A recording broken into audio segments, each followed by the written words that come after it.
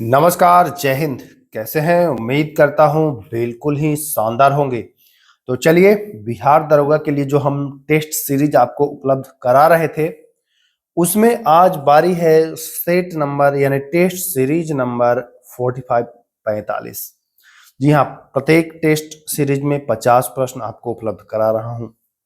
मैंने आप लोगों से वादा किया है, क्या वादा किया है भाई, कि 10,000 कितना 10,000 प्रश्न मैं आपको उपलब्ध कराऊंगा केवल और केवल बिहार दरोगा के लिए, जिसमें लगभग आपको 45 यानी कि 2,500 के आसपास टेस्ट सीरीज के माध्यम से, उसके अलावा 1,000 क्वेश्चन लगभग टॉपिक के माध्यम से, मतलब 3,500 क्वेश्चन मैं आपको उपलब्ध करा चुका हूं।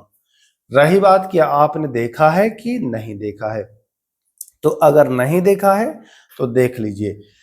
प्लेलिस्ट बना हुआ है, बिहार दरोगा ज्योग्राफी, बिहार दरोगा पॉलिटी, बिहार दरोगा टेस्ट सीरीज, तीनों चारों का जो भी है सब प्लेलिस्ट बना हुआ है, सब कुछ और भी उसमें ऐड करते जाऊंगा। 10,000 प्रश्न उपलब्ध कराऊंगा।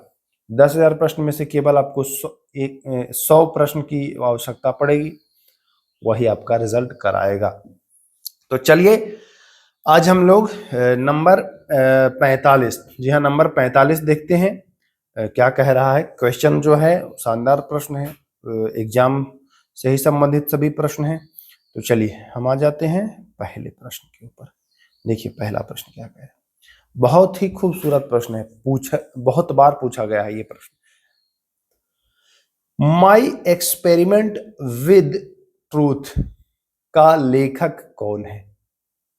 तो माई एक्सपेरिमेंट विद ट्रूथ जो है, इसके लेखक महात्मा गांधी। इस प्रश्न को दूसरे तरीके से पूछता है, हिंदी में पूछेगा।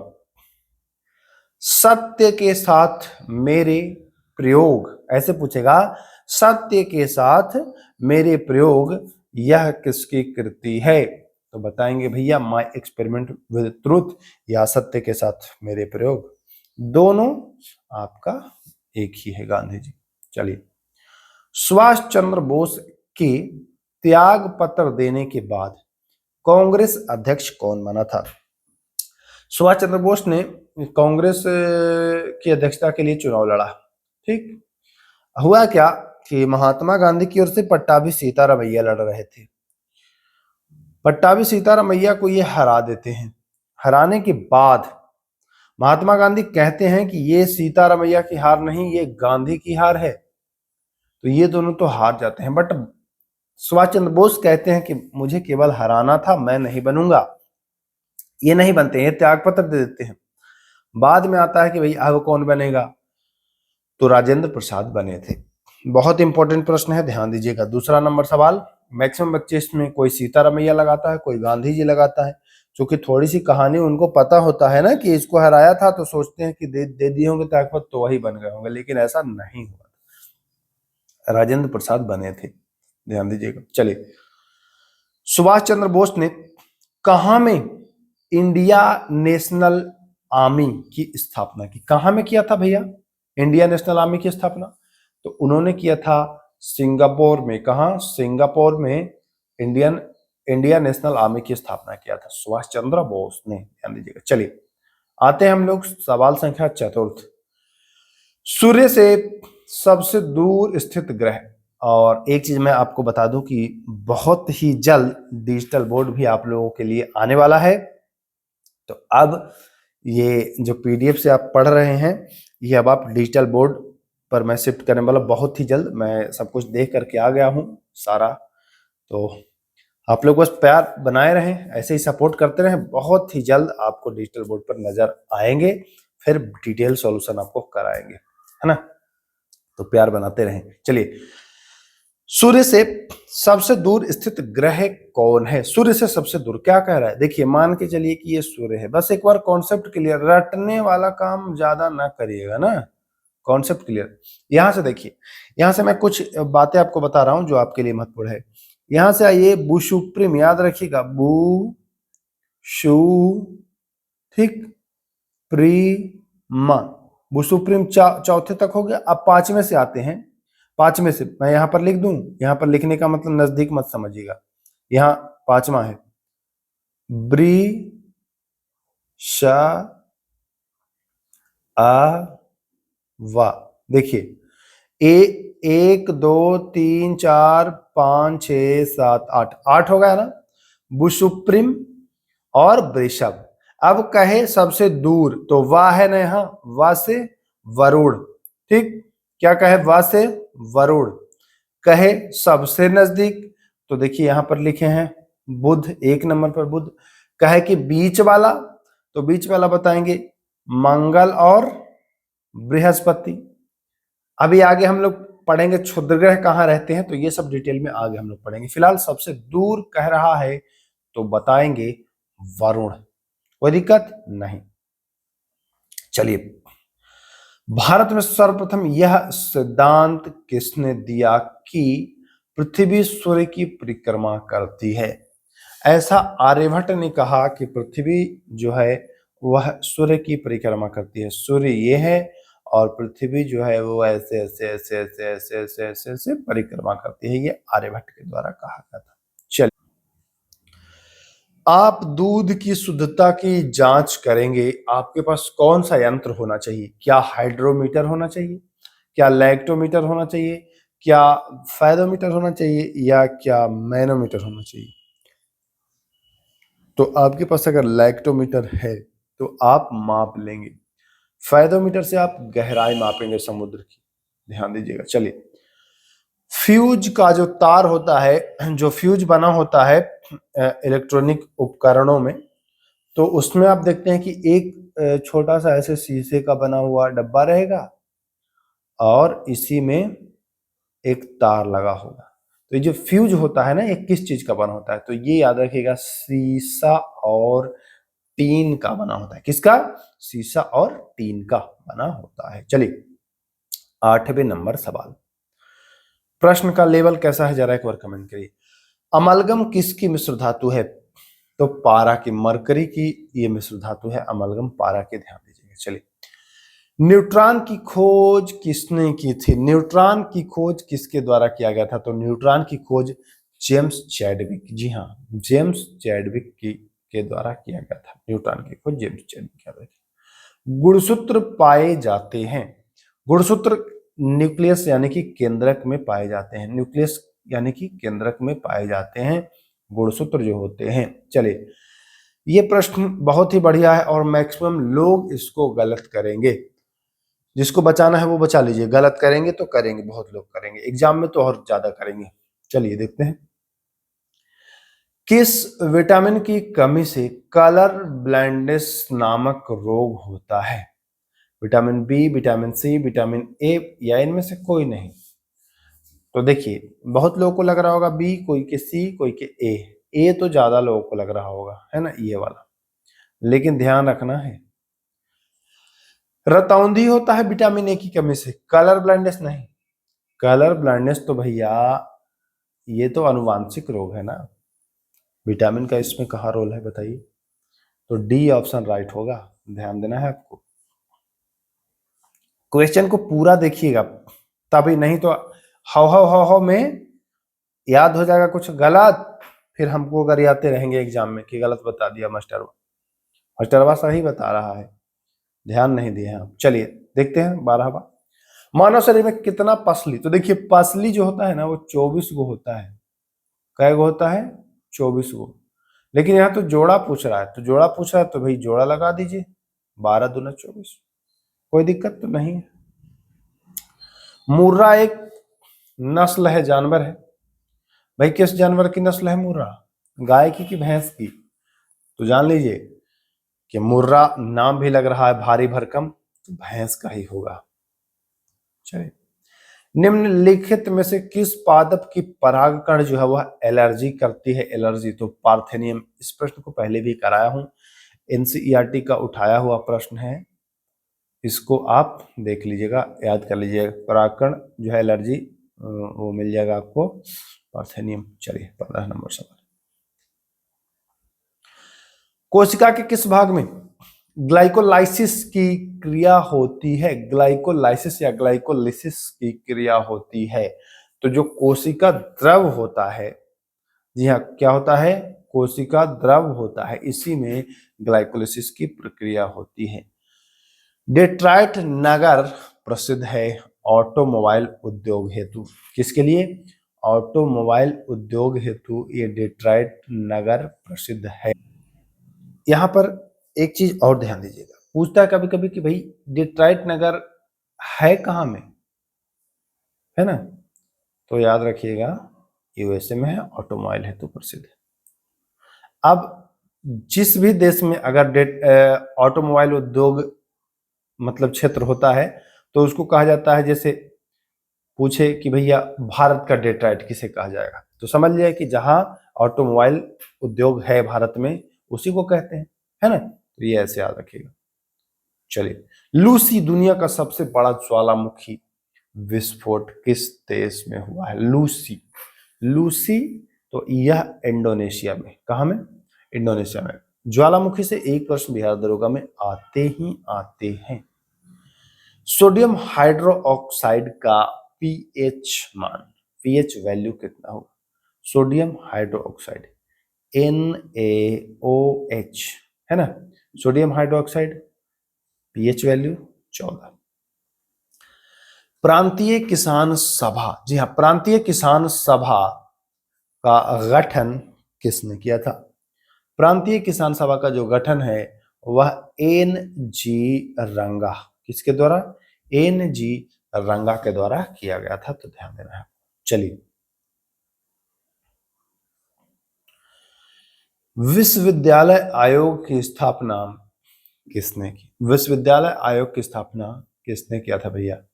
तो विश्वविद्यालय आयोग की स्थापना लॉर्ड कर्जन, नाम तो याद होगा ही, लॉर्ड कर्जन के द्वारा किया गया था। चलिए, राजा राम मोहन राय को किसने राजा की पदवी से विभूषित किया था? हाईलाइट भी किया हुआ है, अकबर 2, याद रखिएगा। चलिए, 22वां नंबर प्रश्न देखिए। इस प्रश्न को पूछता है 2-3 तरीके से। सीधी कार्यवाही दिवस मनाया गया था, कब मनाया गया था भाई? तो याद रखना है डेट, 16 अगस्त 1946 को सीधी कार्यवाही दिवस मनाया गया था। इस प्रश्न को दूसरे तरीके से पूछता है, प्रत्यक्ष कार्यवाही दिवस, सीधी को लिख देगा क्या? प्रत्यक्ष कार्यवाही दिवस कब मनाया गया था? तो आंसर होगा 16 अगस्त 1946। एक और तरीका अपनाता है, पूछता है अंग्रेजी में direct action day, direct action यानी कि सीधी कार्रवाई, यानी कि प्रत्यक्ष कार्रवाई, डायरेक्ट एक्शन डे तब भी याद रखना है 1946। 3 तरीके से पूछता है। देखिए, जब तक आप स्मार्ट तरीके से नहीं पढ़ेंगे कुछ चीजों को तब तक मात खाते रहेंगे। पढ़ लिए हैं आप सीधी कार्रवाई दिवस, पूछ देगा आपको डायरेक्ट एक्शन डे, कहेंगे ये तो पढ़वे नहीं किए, मास्टरवा नहीं बताया। तो आप हर उस चीज को जानिए जो आपको मात दे सकती है। द्वितीय गोलमेज सम्मेलन, द्वितीय गोलमेज सम्मेलन 1931 में गांधी जी किस जहाज से इंग्लैंड पहुंचे थे? SS राजपूताना जहाज था, इसी से पहुंचे थे। इसको भी घुमाता है। देखिए, गोलमेज को बोलता है, गोल को मतलब, गोल को अंग्रेजी में क्या बोलते हैं? राउंड, राउंड मतलब गोला, जानते हैं ना, राउंड। मेज को बोलता है टेबल, TABLE, ठीक।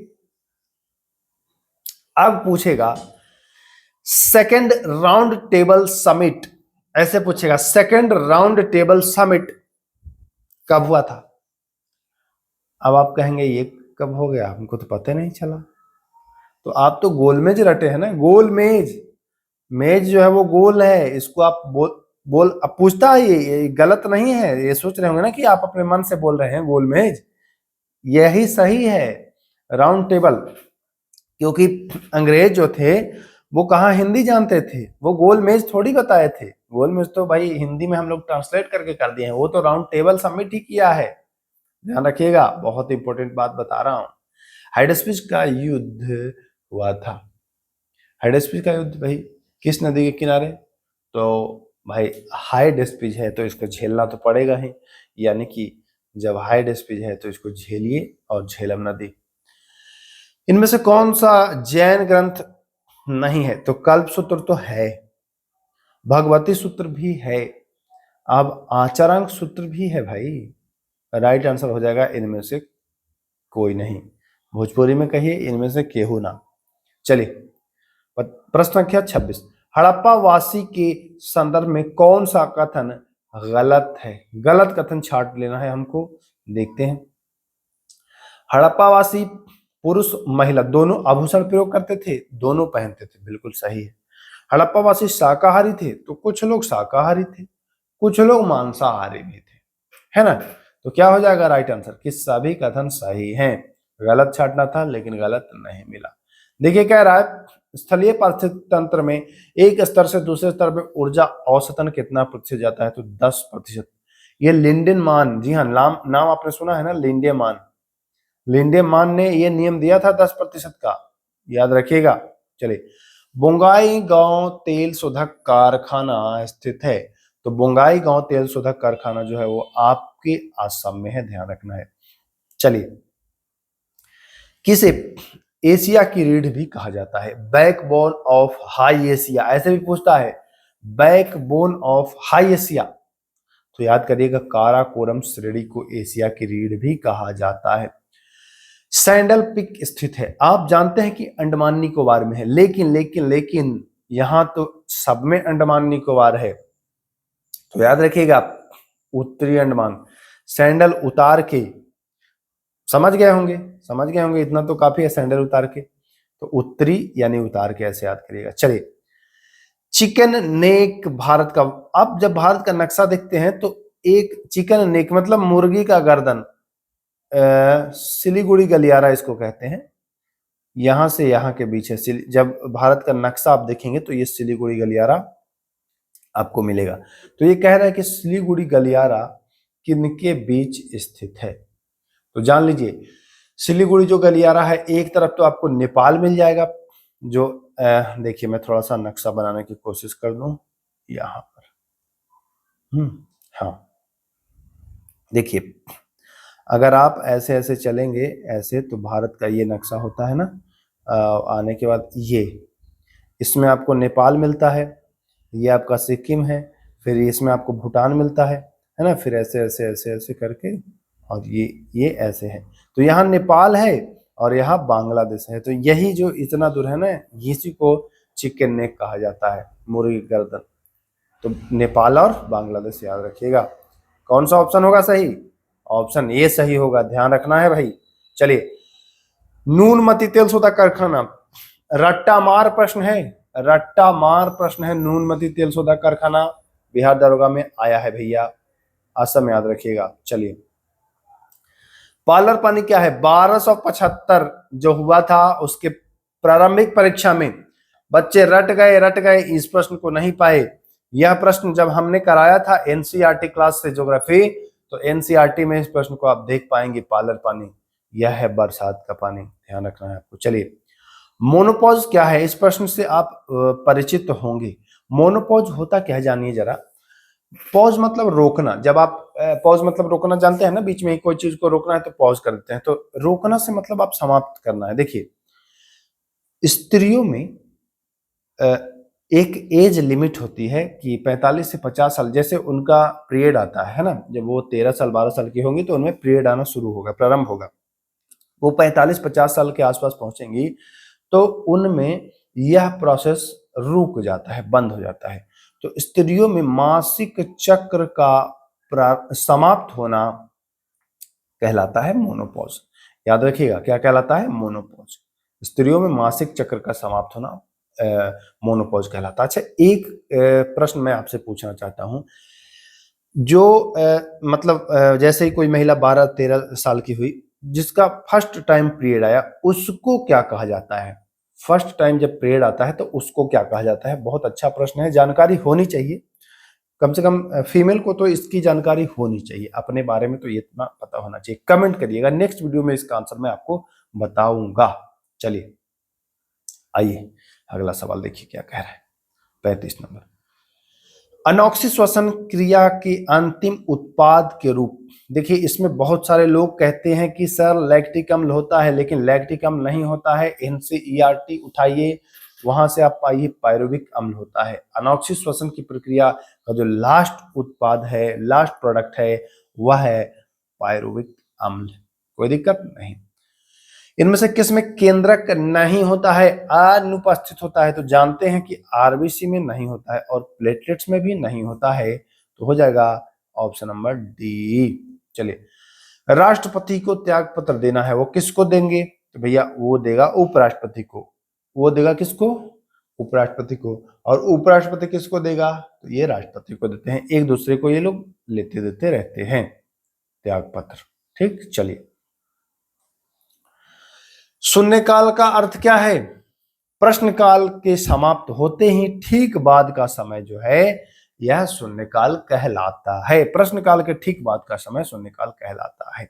चलिए, अगर आप सर्वोच्च न्यायालय का न्यायाधीश बनने की सोच रहे हैं तो आपकी आयु कितनी होनी चाहिए? तो देखिए, सर्वोच्च न्यायालय के न्यायाधीश बनने के लिए कोई भी आयु निर्धारित नहीं किया गया है। न्यूनतम आयु, अधिकतम तो निर्धारित है बट न्यूनतम नहीं है। न मार दीजिएगा 30 और 35 खोज करके, ध्यान देना है। 30-35 नहीं है भैया, एक भी नहीं है इनमें से। राज्य निर्वाचन आयोग, देखिए निर्वाचन आयोग और राज्य निर्वाचन आयोग, यहां पूछ रहा है आपसे राज्य निर्वाचन आयोग किस अनुच्छेद में उल्लेखित है। तो ध्यान दीजिए कि राज्य निर्वाचन आयोग का उल्लेख जो है वह 243 के में है। इस प्रश्न में आप लोग फंस जाते हैं। आपसे पूछता राज्य निर्वाचन आयोग, तो आप तो निर्वाचन आयोग समझ के मारते 324। मजा आ गया, बहुत हल्का हवा प्रश्न था, ऐसे ही बोलते ना, घर आके मिला लेते। कुछ यूट्यूब वाले 324 मिलवा भी देते, लेकिन जब क्वेश्चन चेक होता तो कहते कि अरे धांधली हुआ है, हमारा तो इतना सही था, होवे नहीं किया है, सेटिंग चल गया। अब कैसे होगा? 243 के है आंसर निर्वाचन आयोग राज्य के लिए, कैसे सही होगा? नहीं होगा ना। तो ध्यान दीजिएगा, 243 के है, 324 नहीं है। चलिए, दक्षिण भारत से प्रधानमंत्री बनने वाले पहले भारतीय व्यक्ति पीवी नरसिम्हा राव, पहले व्यक्ति हैं दक्षिण भारत के जो प्रधानमंत्री बने हैं। कह रहा है कि लोकसभा की सीट को 2026 तक तो नहीं बढ़ाया जा सकता है। किस संविधान संशोधन से यह प्रावधान किया गया है? 84वां संविधान संशोधन। अच्छा, ये 25 वर्ष के लिए बढ़ाया गया है, तो 25 वर्ष के लिए बढ़ाया गया है, तो 2026 तक नहीं बढ़ाया जाएगा।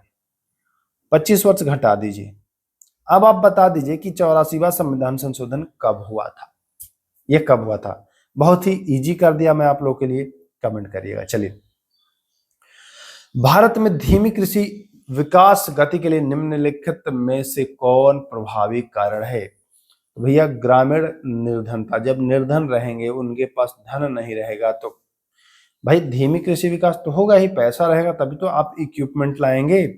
कभी आपको अकाल भी पड़ गया तो आप सह सकते हैं, पैसा नहीं है, भाड़े पर इक्विपमेंट लाए, अकाल पड़ गया, गड़बड़ा जाएगा ना मामला। चलिए, भारत का आर्थिक सर्वेक्षण प्रत्येक वर्ष सरकारी तौर पर किसके द्वारा प्रकाशित किया जाता है? तो यह फिनांस मिनिस्टर, वित्त मंत्रालय के द्वारा प्रकाशित किया जा सकता है। चलिए, दीर्घकालीन कृषि ऋण प्रदान किया जाता है तो भूमि विकास बैंक के द्वारा। दीर्घकालिक, दीर्घकालिक मतलब लंबे समय के लिए, और अल्पकालिक होगा तो छोटे समय के लिए। शुष्क बर्फ यानी ठोस कार्बन डाइऑक्साइड, शुष्क बर्फ यानी कि ठोस कार्बन डाइऑक्साइड CO2 को कहा जाता है, ध्यान दीजिएगा। चलिए, 47 नंबर, रदरफोर्ड ने परमाणु के नाभिक की खोज के लिए इनमें से किसका प्रयोग किया था? रदरफोर्ड भी बहुत कलाकार आदमी थे। उन्होंने सोने की पतली पन्नी लिया और इसी पर अल्फा कणों को टकराया था और देखा कि कुछ वापस आ रहा है कि नहीं, तो ये सोने की पन्नी इन्होंने लिया था, ध्यान रखना है। किसने? रदरफोर्ड ने।